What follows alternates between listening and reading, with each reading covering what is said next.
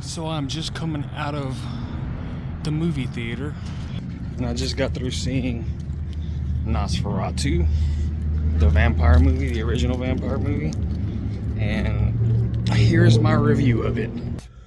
So first thing I will say is I liked it.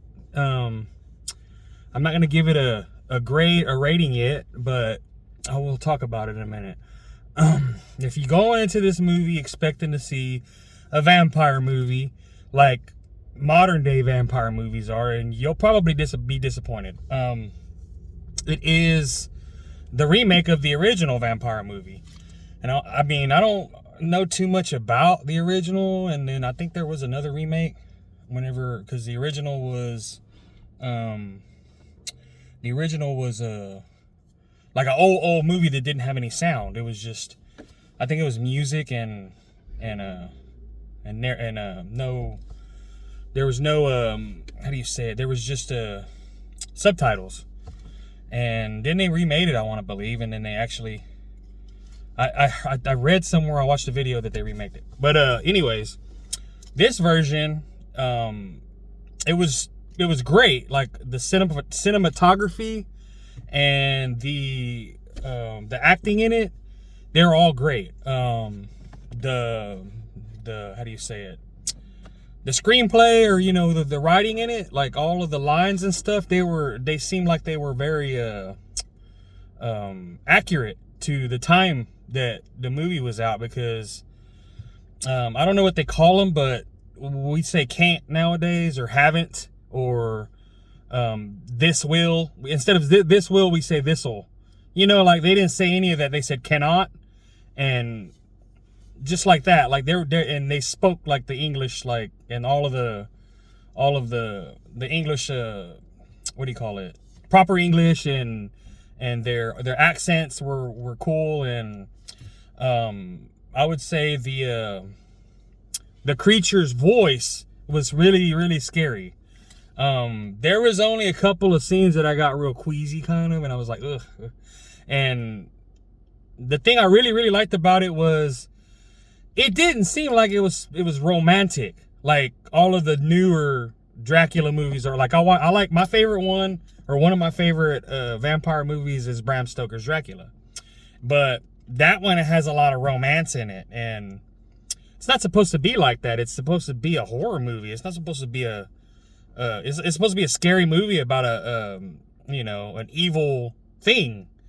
And nowadays it's all romanticized and shit. And like, I understand that that's what sells, but you go to the movie wanting to see a horror movie. You don't want to see the dude,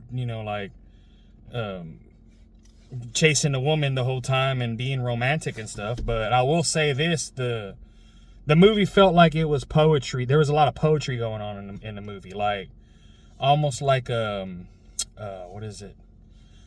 There's a poet, I can't remember his name right off the top of my head, but it was like, dark poetry. The guy who wrote The Raven, I can't remember the name of the author that wrote The Raven, but it's like his poetry. Like anytime you hear his poetry, that kind of reminded me of this movie.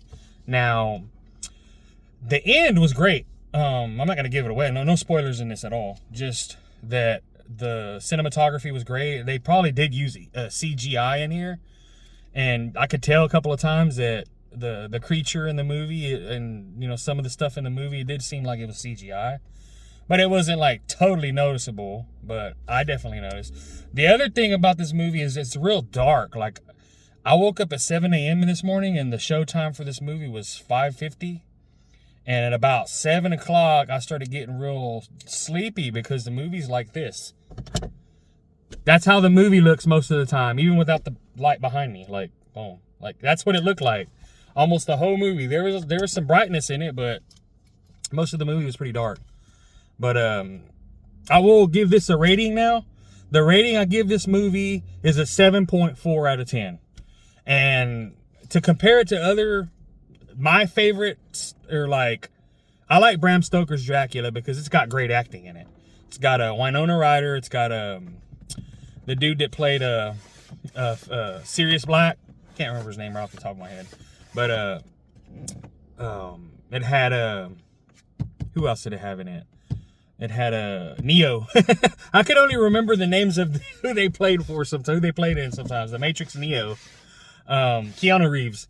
It had and a couple of other good actors in it. But it was kind of romantic, you know. It's like I want to watch some creature eating a bitch, not, you know, kissing her and loving her and stuff. But anyways, my other favorite vampire movie is Queen of the Damned. I like Queen of the Damned better than I did Interview with the Vampire, even though Queen of the Damned was a sequel. Interview with the Vampire was decent. You know, there's some good parts. There's some good, you know, but Queen of the Damned was my favorite. And, you know, I'll rate those. Like, I'll go ahead and rate those in this. I would say Bram Stoker's Dracula, I'll give it like a 7.5 because I liked it a little bit more than Nosferatu, this new one.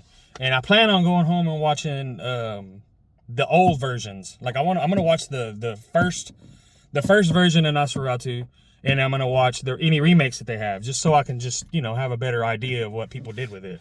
I would have to rate Queen of the Damned as a 7.9 out of 10 because that one's my favorite one, and I won't rate anything higher than a 7.9.